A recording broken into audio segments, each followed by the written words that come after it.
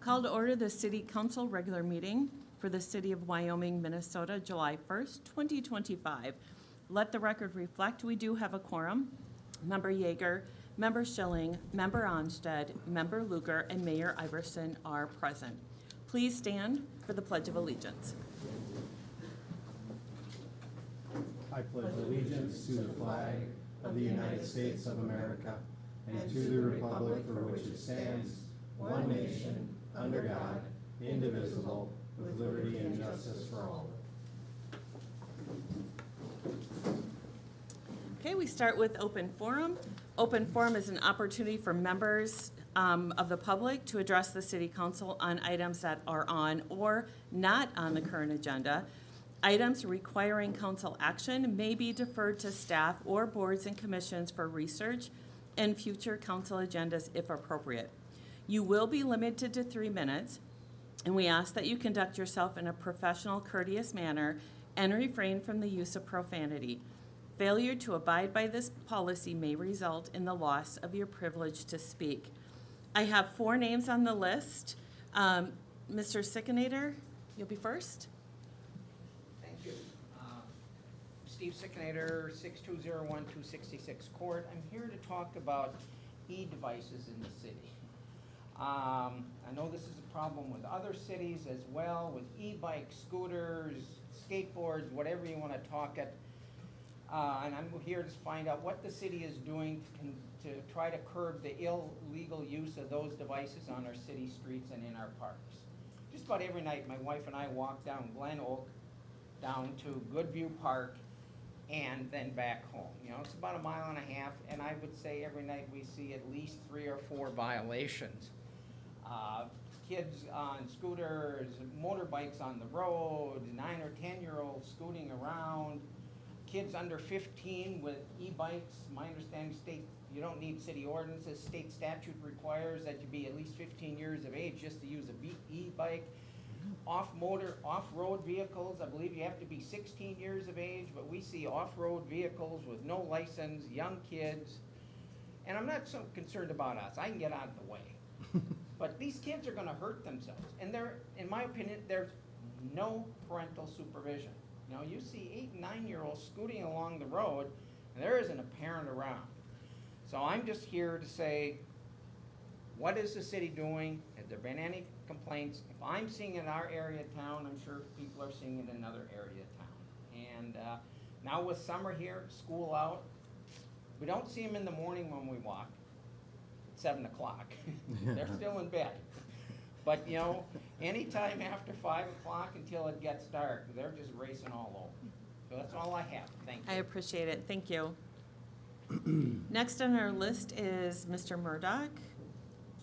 Yeah, would you like now? Mayor, I think he'll speak during the agenda item, Mayor. Okay. All right. And Mr. Osterbauer? No? Yes? No? Looks like he's on here. Lauren? Oh, he's a no? Okay. Nope. That's all we need. Okay. Looks like it's going to be a perfect night. All right. First on our agenda. League of Minnesota Cities, LMC, City of Excellence Award presentation. And we'd, Mr. Fisher, do you want to come on up first? And Mr. Vogel, I'll do a quick introduction for both of you. So we have Luke Fisher, who is the Executive Director of the League of Minnesota Cities, and we have Evan Vogel, who is the City Administrator for Cambridge and also second Vice Chair on our board. So welcome to the City of Wyoming. Thank you so much, Mayor, members of the council. We're so happy to be here. And Evan is our newly minted second Vice President of the League, so we're not sure if it's official yet, but we'll make it official here tonight. Right? How's that? Yeah.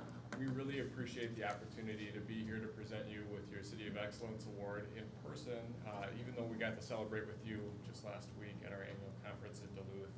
Anytime somebody gets recognition, though, I think it's important for that there's some context, that you know who you're getting the recognition from.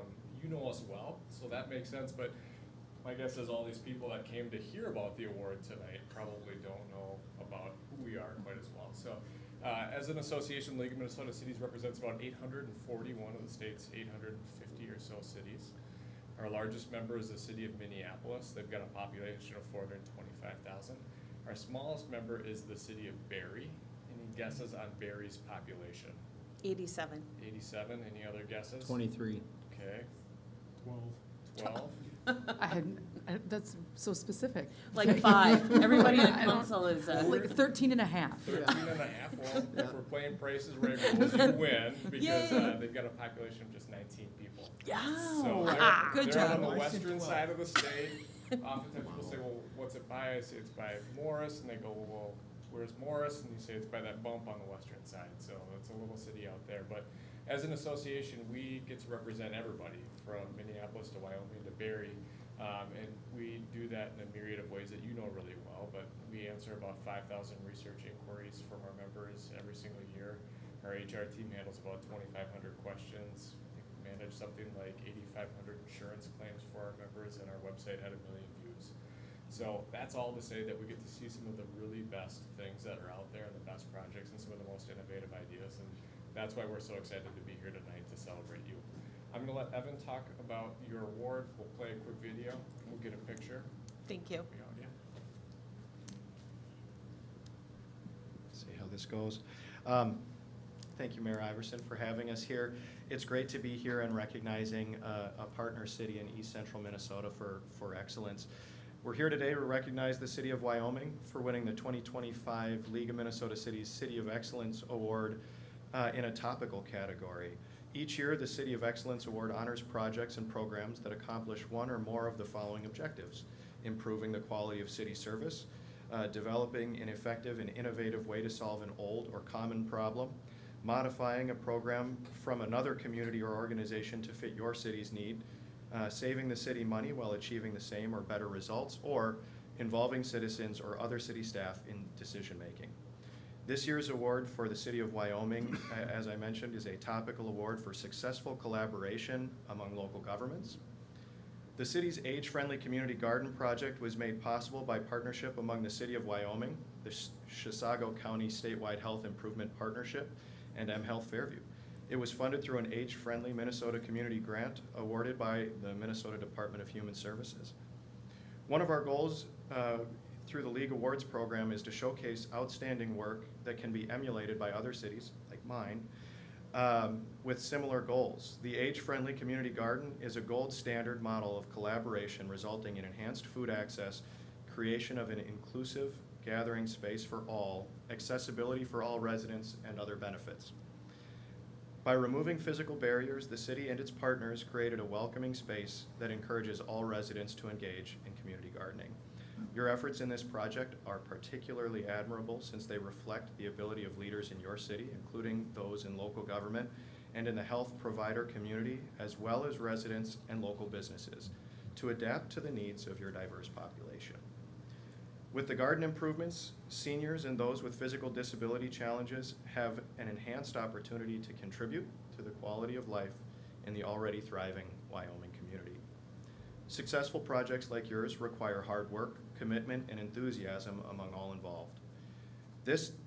That desk plaque, which we hope you will display proudly, is a reminder that successful collaborations produce successful results. Let's see what some of the project partners had to say about this program. The video you are about to see was first shown at the League's annual conference, which many here attended last week, and is now publicly accessible through YouTube.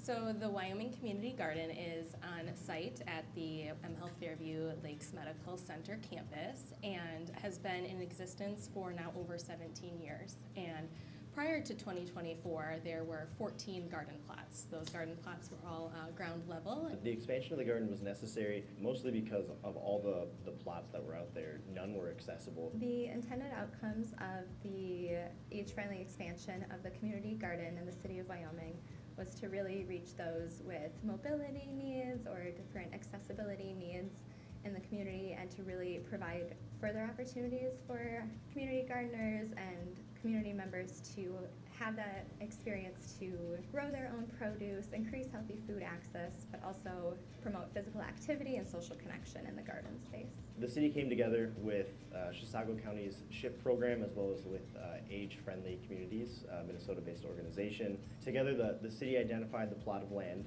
which is on Fairview's property. A lot of our seniors stay here. They don't move on. They don't go to other places, but they stay in their homes.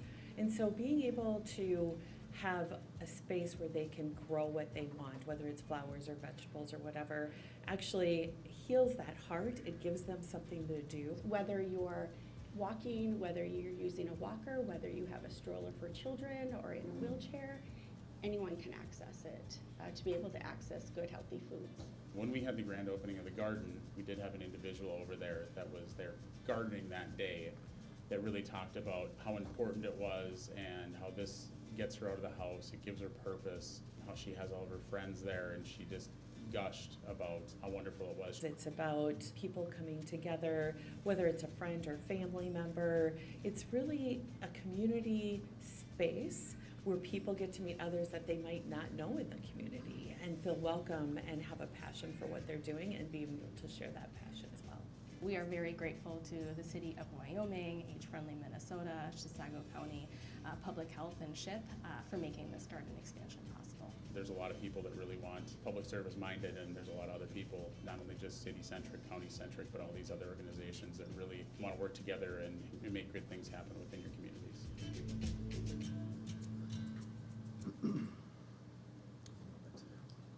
Congratulations again to the City of Wyoming for a job well done.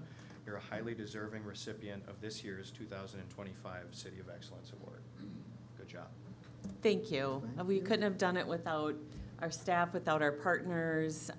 It just really came together really nice. So we're pretty proud.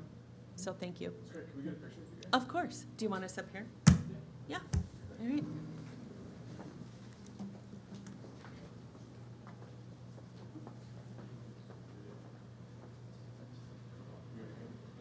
You got the picture for sure. There you go.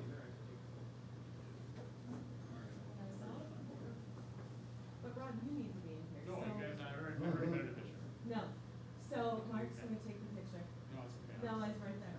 He's right there. Let's get rid of him. Let's be fair, Grant was in the video too. Grant was in there. Come on, Grant. Come on, Grant. We'll get one of these first. You gotta be in the Alright. picture. And we have other people that participated too. All right.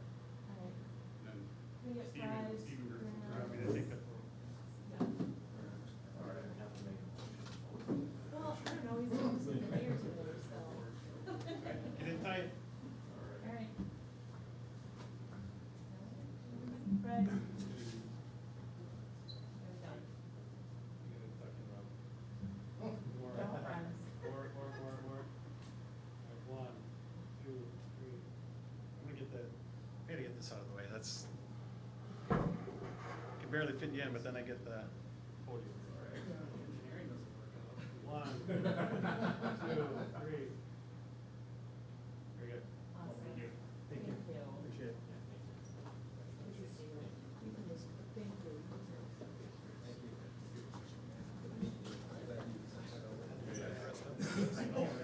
Thank you. There it is. Thank you so much.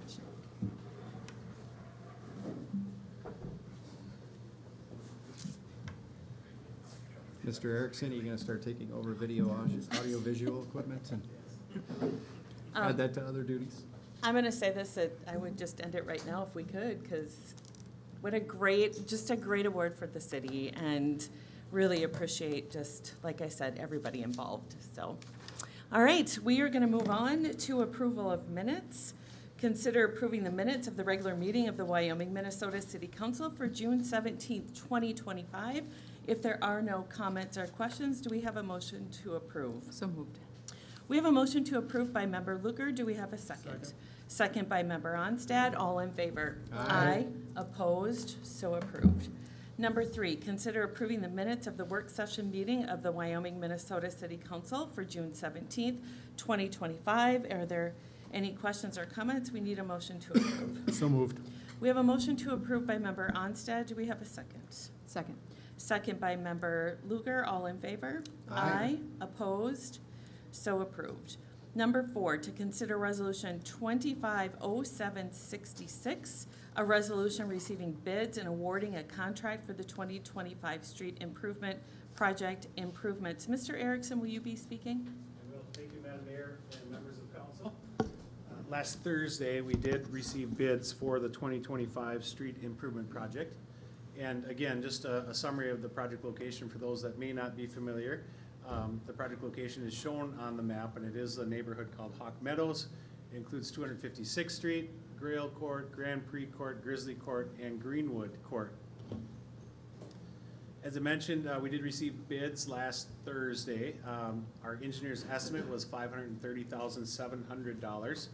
And we did receive seven bids that range from $497.50 all the way up to $578,495.15. So the low bidder is Bituminous Roadways, again with that total of $448,497.57 or 50 cents. We have not worked with them in the city of Wyoming previously. We have at WSB worked with them extensively. They are a reputable firm.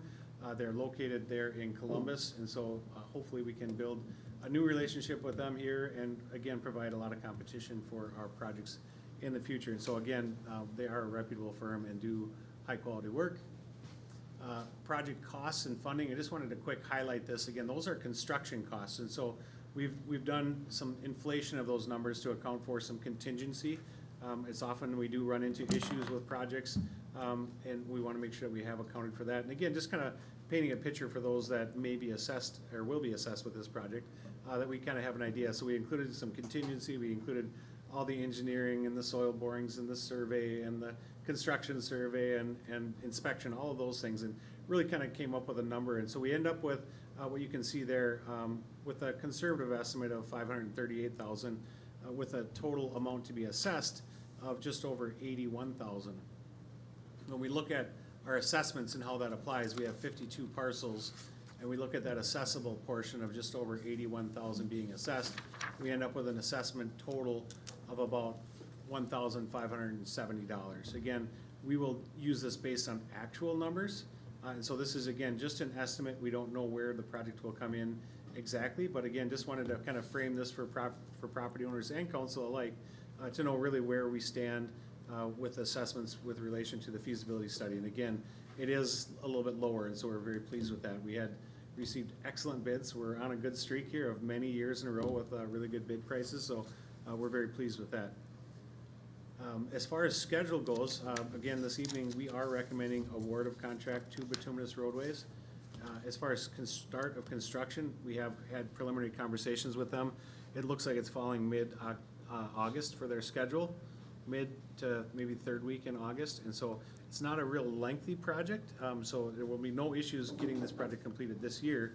But we have had some property owners inquire about timing, and so we'll get some communication out to them now. Once, well, provided the council awards the project, but we'll get communication with them to let them know really what the rough schedule is and what they need to know regarding construction. So with that, I'd be happy to answer any questions that you might have. Mr. Erickson, I think it would be kind of nice with everybody in the audience and watching to know this isn't a full reconstruct, you know, like we've done on many of the roads lately, but it's a little bit of a different project and to help extend our roads. Could you talk a little bit more about that, please? Yeah, staff in working through the capital improvements plan really wanted to look at not necessarily the worst first, but roadways that we could potentially get a little extra bang for our buck, if you will, and look at other improvements to extend the longevity of our roadways. And so this is a mill and overlay, so it's really just taking that top layer of asphalt off. And I think that's a good point that you make, because property owners that may have been involved in a more extensive project have substantially higher assessment amounts. And so this is relatively small. It's still an expense, and so I don't want to make light of that, but it is significantly less than what we've had on all of our other, or most of our other projects. And so again, more of a mill and overlay type improvement that is again aimed at targeting projects to mitigate more expensive projects if we let them go a little bit longer.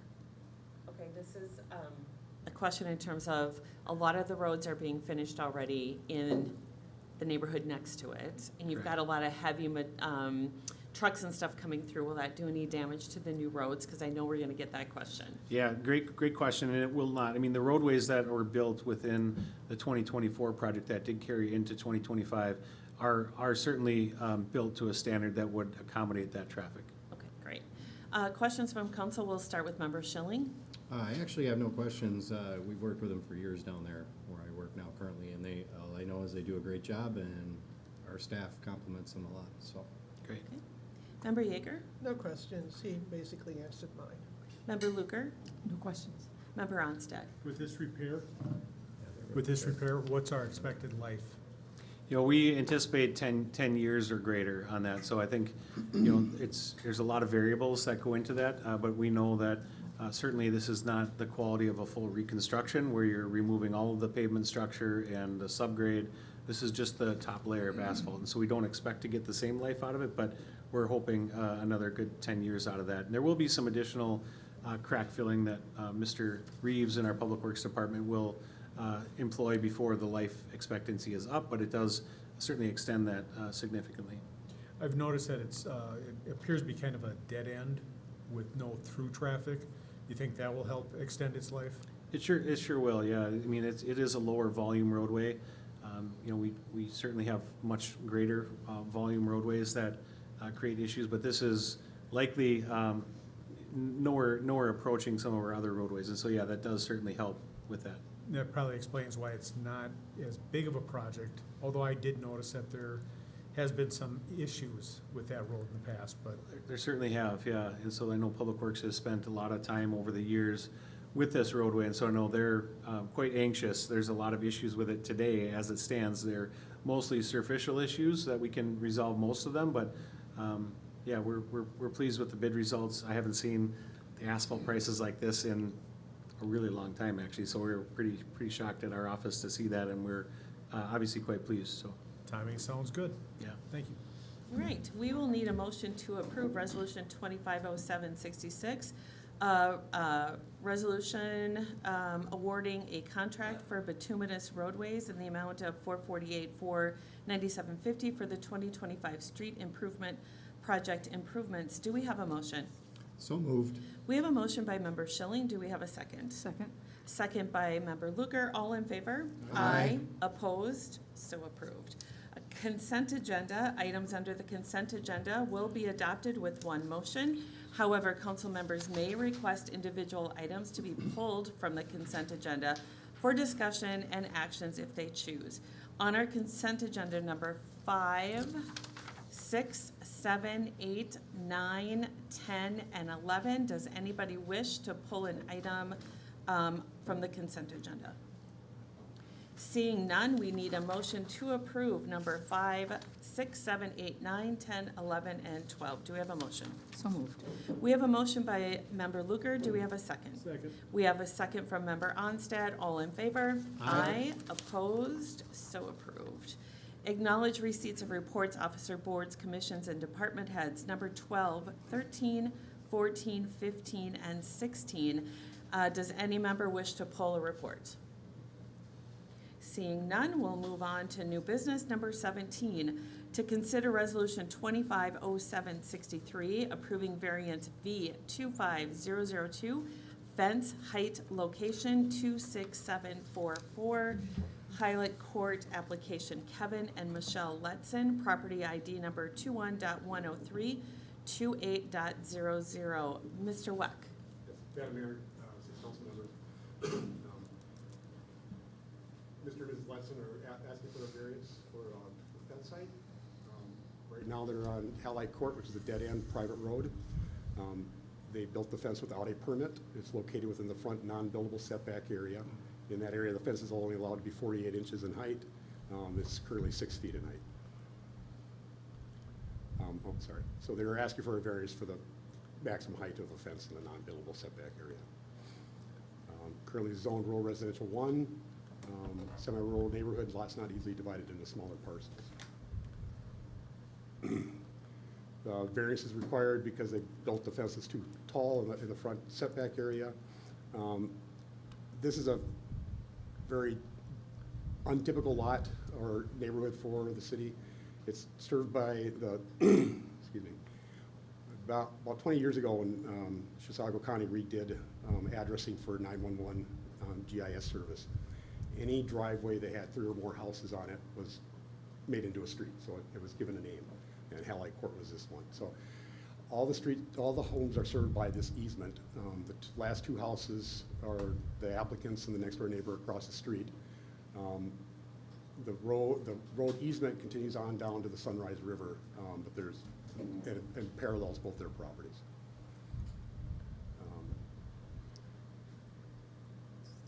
Again, since it's an atypical lot, doesn't really have a right-of-way or anything like that, my interpretation of the ordinance is the drawing that's on the left-hand side, showing from that southeast corner, the 73 feet, which would be our setback, front building setback from the center line of a road is 73 feet. So in that area that I'm showing shaded in, the fence shouldn't be taller than 48 inches. And you can see the drawing on the right is where the fence actually is. Staff's recommending approval of variance, but the 7 findings of fact there. It also meets the 8 criteria for granting of the variance. So the staff is recommending approval of the variance. Planning Commission's recommendation is also approve the variance, but with the condition that the fence be removed out of that road easement area. So that road easement area is 33 feet from the center line, from the property line between the 2 properties. So from that southeast corner. Stand for questions. Okay, we'll start questions from council. We'll start with Member Yeager. Okay. So we started off just doing a height variance. Correct. So how did we get to having to move the fence? That was the Planning Commission's recommendation. It is, if that roadway easement or driveway easement is at 33 feet off of either side of the property line, that would be the typical roadway for a township road, so 33 feet from the center, 66 feet total. So if that road were ever to go down to the Sunrise River and cross the Sunrise River, that fence would be in that right of way. So their reasoning, and I don't disagree with it at all, is to get it out of the right of way, or that future right of way, but to allow the 6-foot height to remain after it's been removed out of the right of way.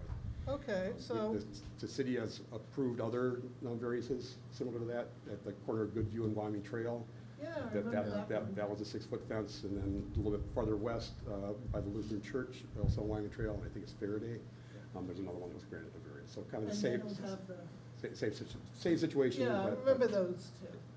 But if traffic is not a concern for the fence height, why is it a concern for road, you talk about putting a road in there, what is the chances of putting a road through that, in the next 20, 30 years? It would take, well, first it would take everyone along that easement to allow it to be turned into a public road, because before Yeah. we could subdivide it, it had to be turned into a public road. And then there'd have to be a reason for where it would be going. So either people along the road there would have to subdivide, or the applicant, or even farther along to carry that road farther So, through the Sunrise. Given the obstacles, it's probably not likely that a road's going through there. That was why I had the recommendation I had. Okay. So then, all right, so if the problem is that the fence is in the easement, do any of the other neighbors have anything else in the easement? They may, I Well- did receive an email, I did receive an email, I haven't gone out to look at it. I don't think that's germane to the various question. I think that's an enforcement question for me to take care of in the future.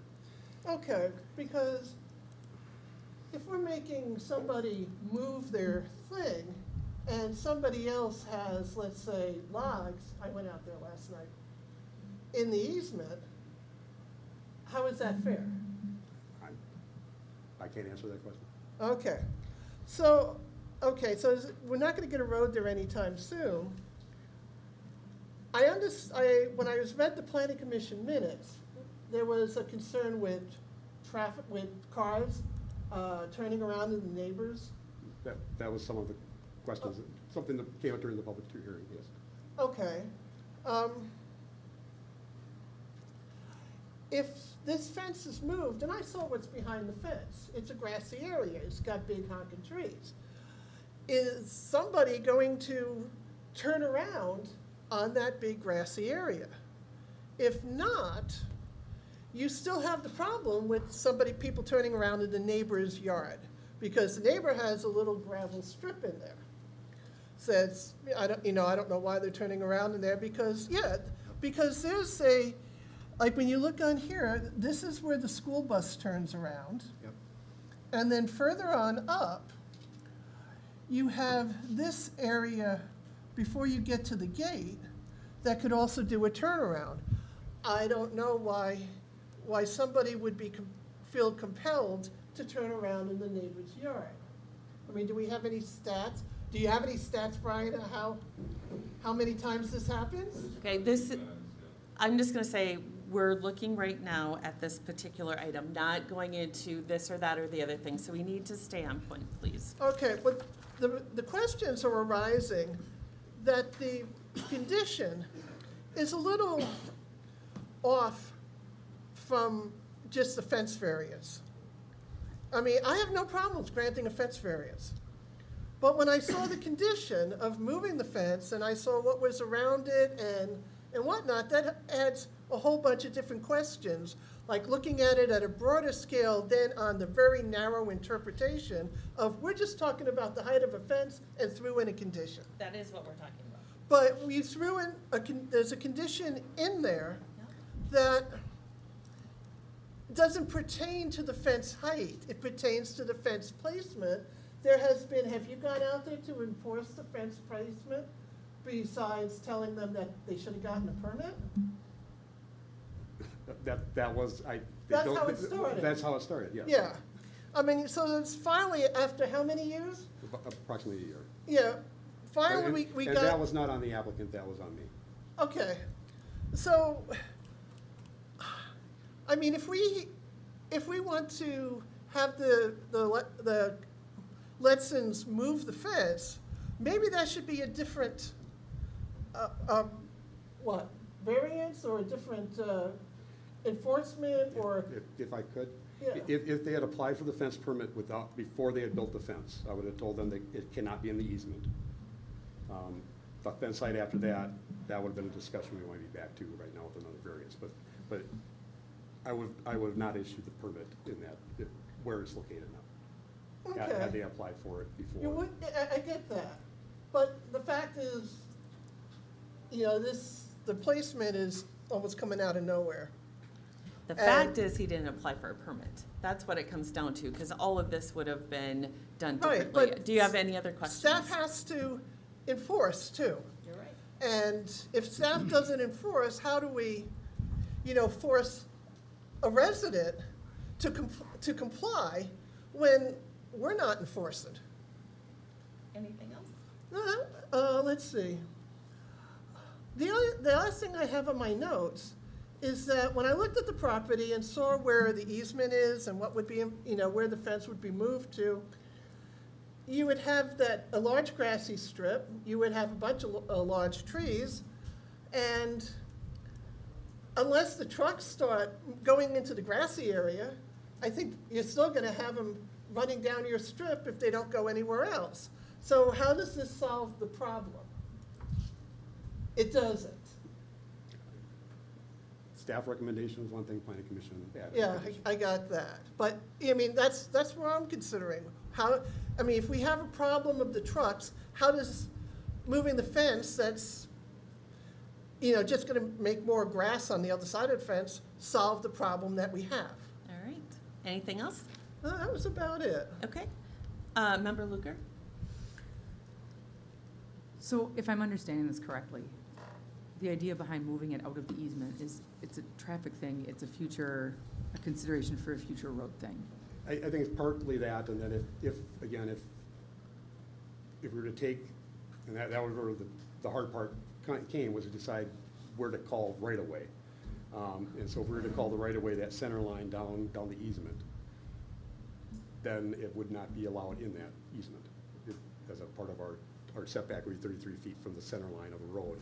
before you could put in a fence. And if you put in a fence from there to an additional 40 feet, that fence couldn't be any taller than 48 inches. Once you got that far away, then you could be 6 foot. Okay. And I don't know if this was discussed I didn't see this in the planning commission minutes, but I'm wondering, like, just a suggestion, would it be possible to say,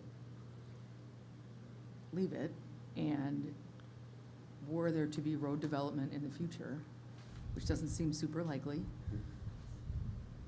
then there would be like a contingency that now it needs to be moved.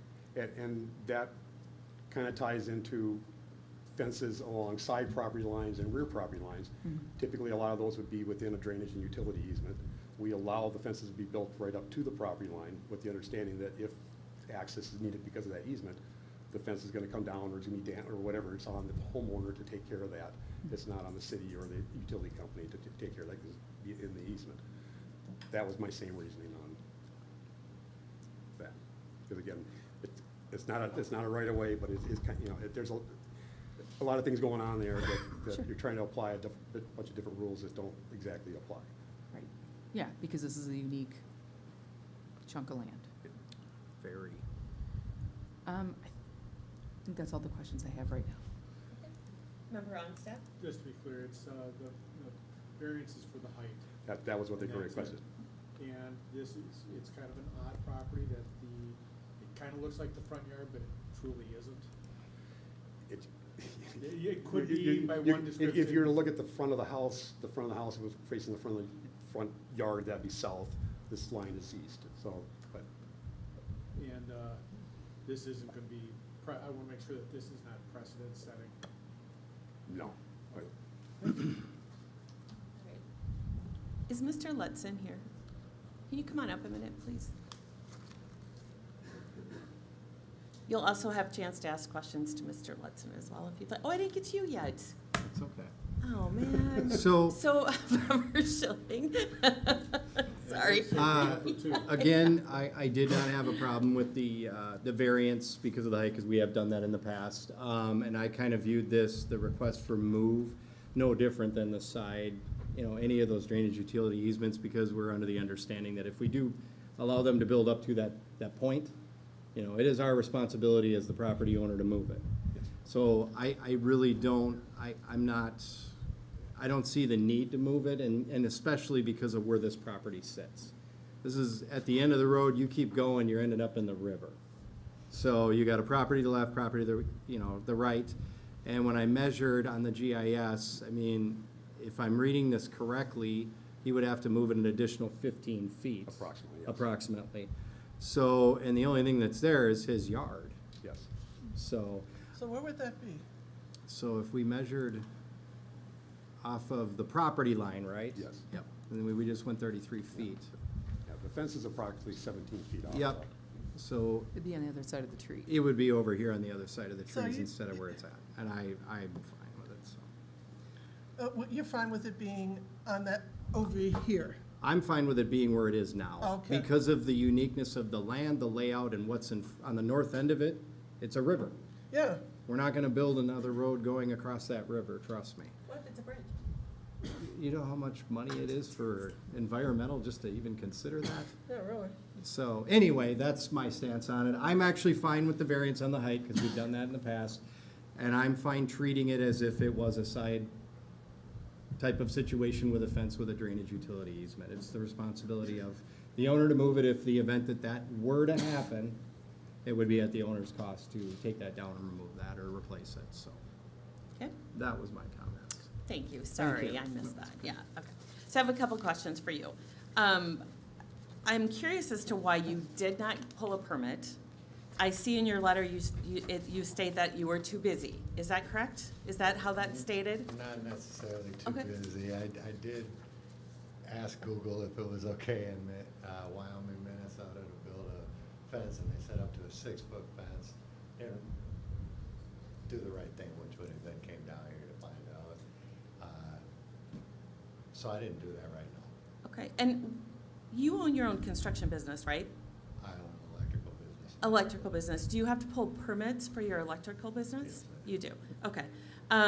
And so you thought Google had the answer to Wyoming instead of coming up here? was a silly mistake.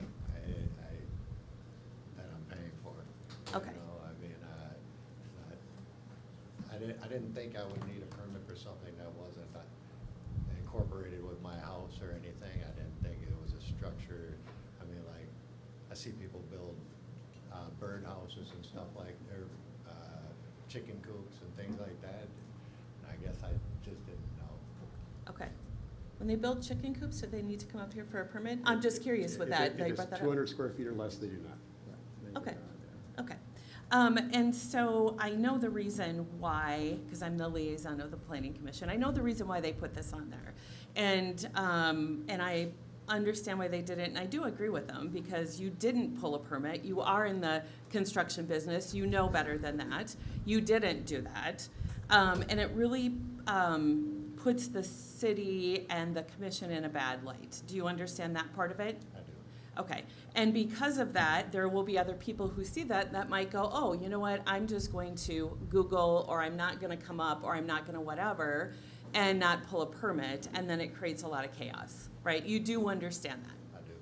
Okay, so, and you understand that they put that condition in there because based on other testimony, also, Mr. Murdoch will be able to come up based on what he said in terms of backing around, turning around, and all that kind of stuff, right? So, I am gonna ask though, Mr. Murdoch, when you do come up, we gotta keep the personal stuff out. This is specifically about that fence, right? Sure. Okay, so, I'm gonna just flat out and say, I'm not for it. I want you to move it because I believe that we need to make sure we have permits for a reason. We have construction permits, we have Fred for a reason.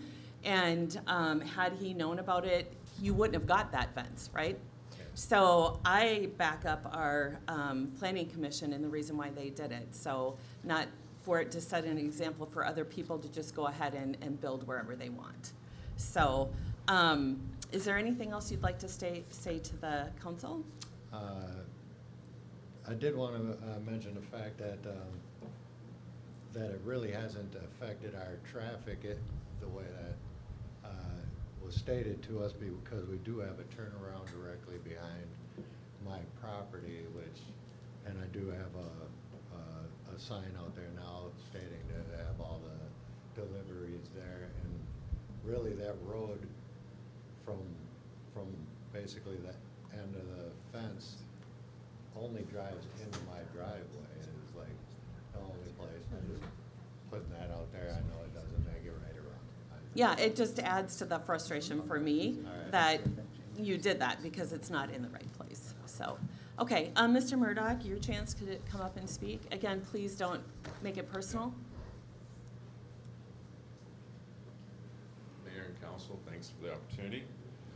So I'll just talk about the kind of the complications with it being so close. So before that fence was there, the Letsons used their entire property to park their vehicles. The fence goes up and it drives all their parking to the back. And they developed a habit of parking all their vehicles directly next to our drive out on our garage. Even complicates the entry for their guests getting into their place. The trash trucks can no longer come down because they have to back up. The Amazon trucks come down and have to back all the way up. And that driveway is to both our driveways. It goes to our garage, it goes to our home. It's not just to Kevin's house. So if the fence were to be moved, it gets it out of the utilities that are sitting there that he built right over the top of. It gives his guests the ability to get in and out and turn around, not on our property. We have had one trailer that's damaged by the garbage trucks backing up. And, you know, people just don't know. They don't know what this end of this road is. And to my knowledge, the only other thing in the easement is about the front foot of our garage that I think was built probably before the easement was assigned. And so the whole entirety of that road, I mean, when we built our pole barn, we couldn't put it in the easement. I don't know why all of a sudden the fence, just because it's toward the end of our road, should have the ability to, I mean, be put in the easement. Yeah, and I guess I'm, from a former planning commission member status, I just don't know why we would cater to someone that doesn't get a permit, drills holes with power tools without calling utilities, endangering our gas lines and everyone else's utilities. It just doesn't make sense to me. So we're really in favor of the planning commission's finding. We think that it gets the Letsons their privacy they want, it gets their 6-foot fence, but creates some access for everybody and makes it a little easier to get around. Okay, Thank you. thank you.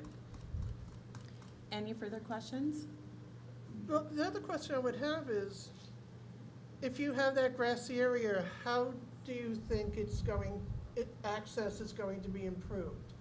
Do you anticipate, is it sightline? Do you anticipate that the trucks are going to go on the grassy area and through the trees? Yeah, I should have talked about this too. Kevin did just put up a sign that says, hey, don't pull down the driveway, delivery folks. They don't know who that necessarily, I mean, they gotta come down the driveway to get to our place, and they can back in and turn around from our place, because we don't have it all restricted. So Kevin's sign's basically pushing all the vehicles out onto other people's properties and never getting to his. So, you know, he needs to be a good neighbor and open that area up so people can come in and out without having to access everybody else's property. Okay, but my question was more, I understand what you're saying, but my question was more specific. How would opening that up improve that access? How would it, how would the garbage trucks get out? Are they going to go on the grass and between the trees, or are they going to still back up the same way? Yeah, That's what I'm trying to I mean, understand. I kind of have a grassy driveway and a grassy area. They back right onto mine. I don't know why they wouldn't back onto his. Okay. Yeah. All right, thank you.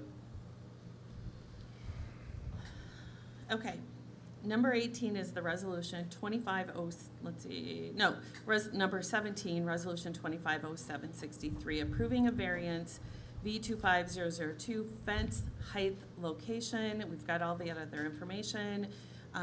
We need a motion to approve. I will make the motion, but with the condition that it has to be moved. Okay, we have a motion from member. And the reason why I'm doing that is because unfortunately it was done without a permit. It is restricting access, and when you read through all of this, this was the only condition.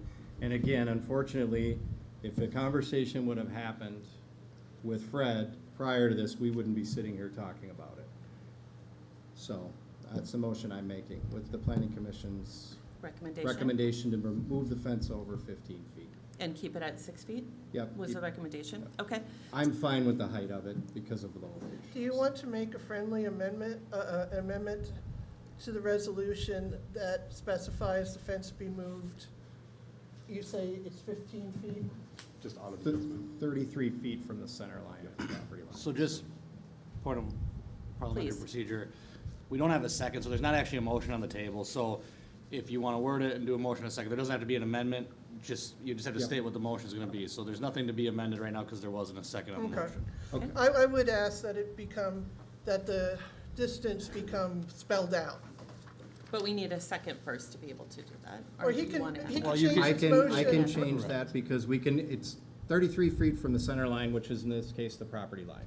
Okay, So that piece of fence needs to move 33 feet from that property line.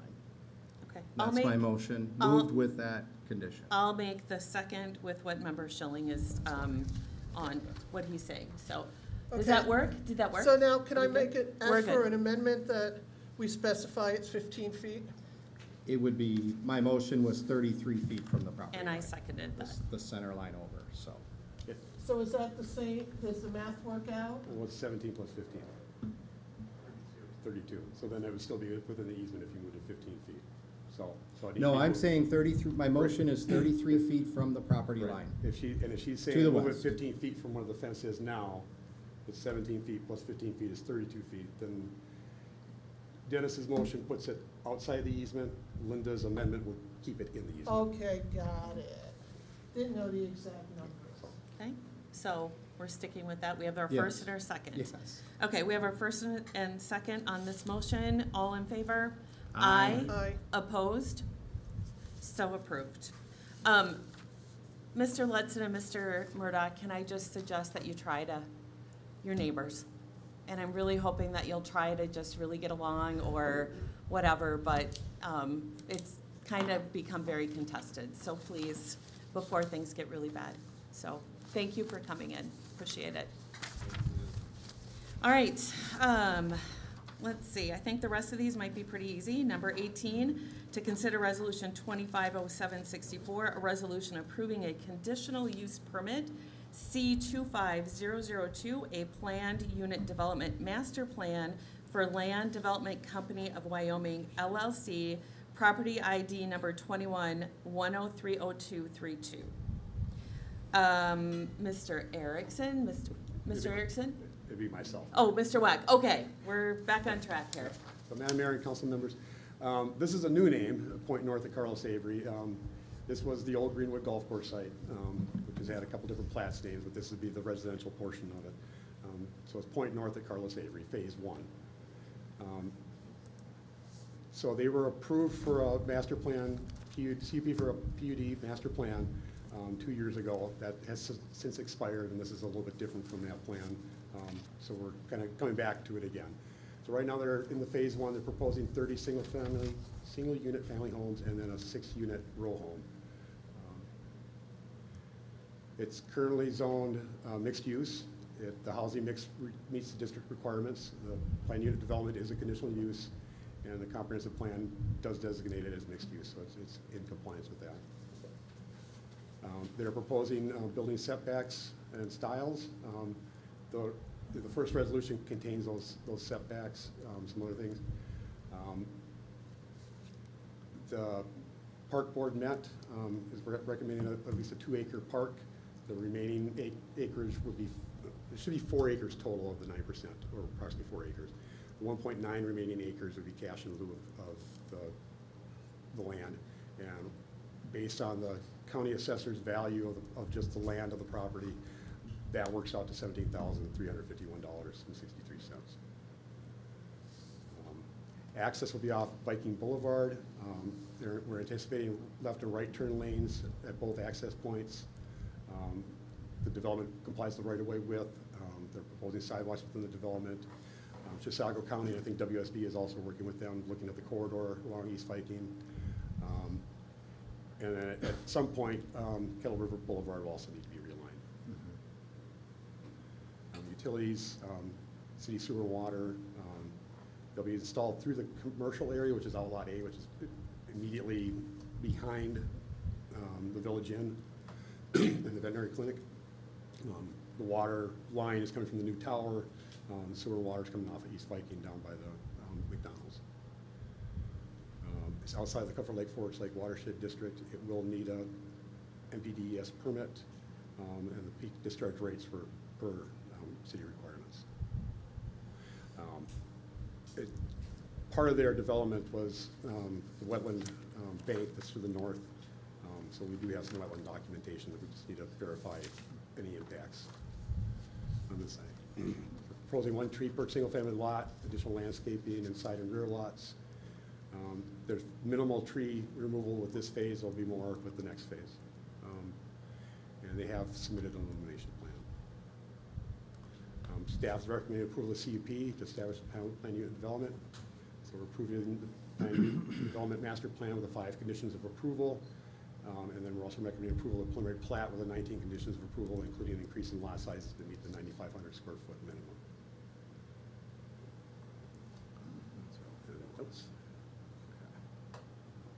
Any questions? Mr. Wick, I'm going to start with some questions. This has been a long time coming.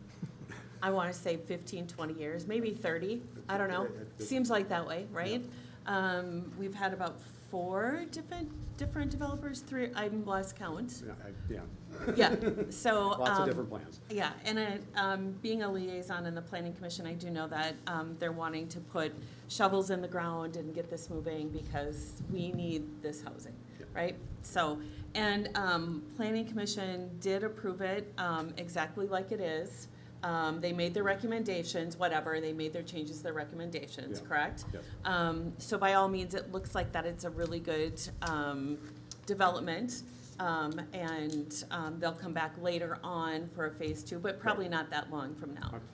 that'll be up to them, but Yep. hopefully sooner rather than later. Yeah, okay. And so I know that I'm in favor of this development because it's been a long time coming. I like the fact that we have a park, I believe a trail as well is gonna be put in there, and sidewalks. All my favorite things. So, we'll leave, next questions go to, I left off with you, you should go first probably, huh? So Member Schilling. No, I'm actually fine with all of this. I'm quite excited. I know we went out and took a look at it on our road tour, just the whole layout of that area. This, I think, is a great fit for that location over there. So I'm excited. I do agree with Planning Commission on their recommendations, and changes were made by the developer to do that. So I like it. I think it looks great. I can't wait to get her going, so. Okay. Member Onstad? No questions. Member Luker? No questions. Member Yeager? Well, when will the next phase be started? You don't know? Undetermined, okay. And also the commercial part of your development is also undetermined? It's not part of what you're seeing in front of you. Yeah, I know, It's but a separate development. I know, oh, it's going to be a separate development. And when are we going to see any of that? Undetermined, okay.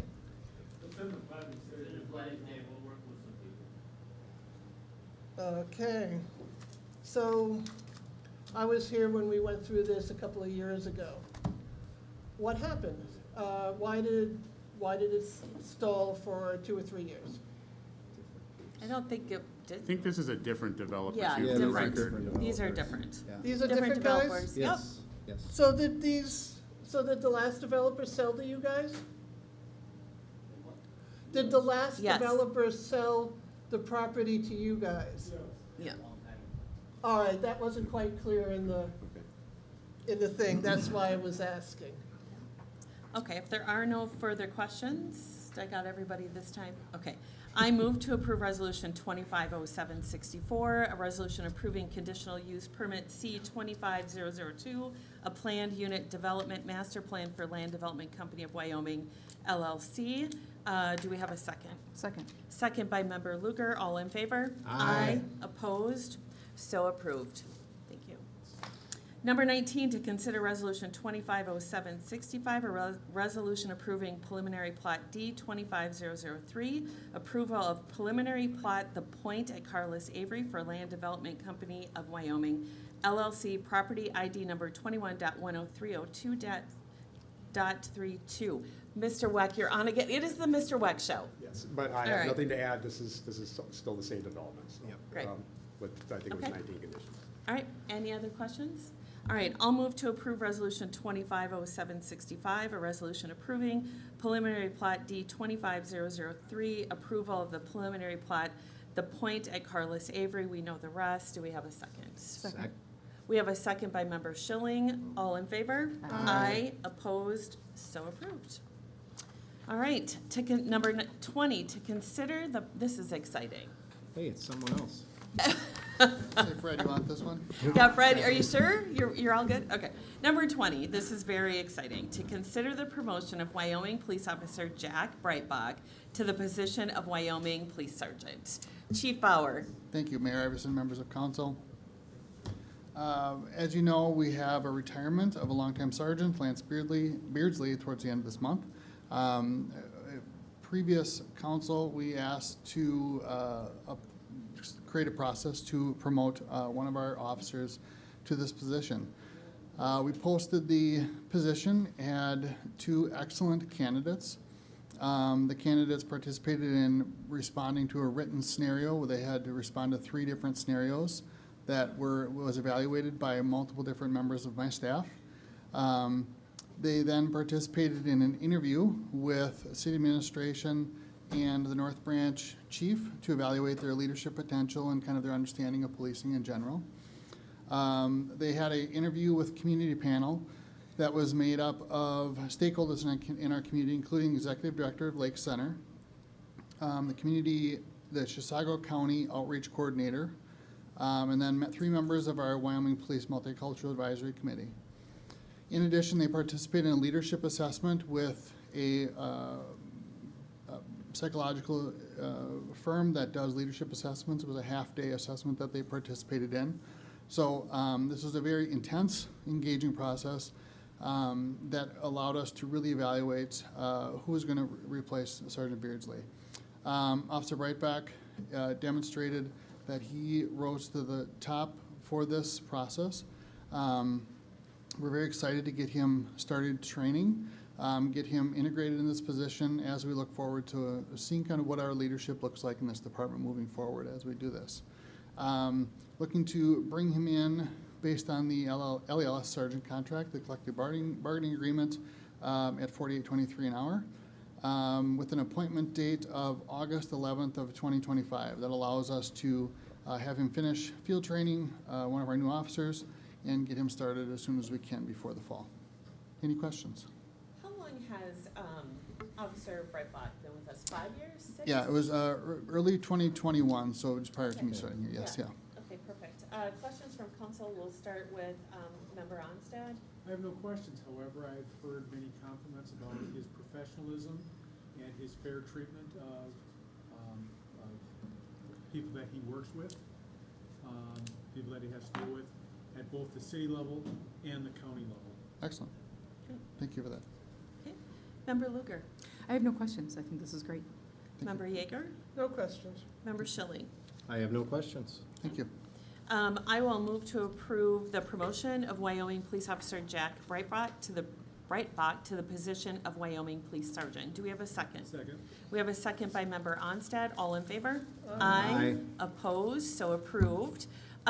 Chief Bauer, are we going to have some type of ceremony or Yeah, whatever? we'll do a swearing in for him. We're Okay. working on which council meeting works the best for him and his family so they can attend and celebrate as well. Right, So we look forward we to will that. work on that, yes. Okay, thank you very much. Number 21 is a building discussion. Are we closing this or is this open? Mayor, I was gonna actually speak to you. Our staff is gonna be recommending to go into closed session regarding this portion tonight through that discussion. So if you'd wanna do council reports to that, and then we could potentially review this item Okay. and then ask the council if you'd be interested in going to closed session. Okay, so we'll do council reports. We're gonna start with Member Luger. I attended the special council meeting last night. Thank you all for coming. Okay, and then we'll go Member Onstad.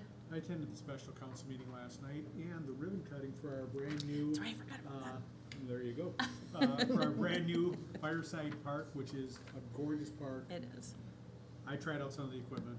It's fantastic. Go out there and try it. Okay, I'd like to see the video of that, actually, so. I thought you were there. You saw me spin around. Okay. Anything else? No, that's it. Okay, Member Schilling. I also attended the special council meeting yesterday, and thank to those that attended today and anybody watching. Okay, and Member Yeager. I attended the special council meeting yesterday. Thank you all for coming, and thank you for watching. I also attended the special meeting last night. I attended the ribbon cutting at Fireside.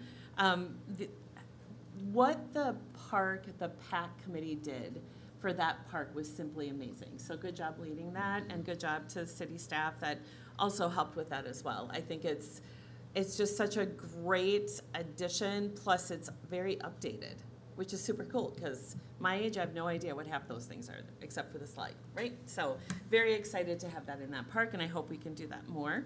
I also attended the League of Minnesota Cities Conference on Wednesday, Thursday, and Friday. Just an amazing amount of information and talking to different cities, and I can't say enough what the League of Minnesota Cities does and all the great new ideas that I have, so I'm sure staff's gonna love that when I come to them with all these great new ideas.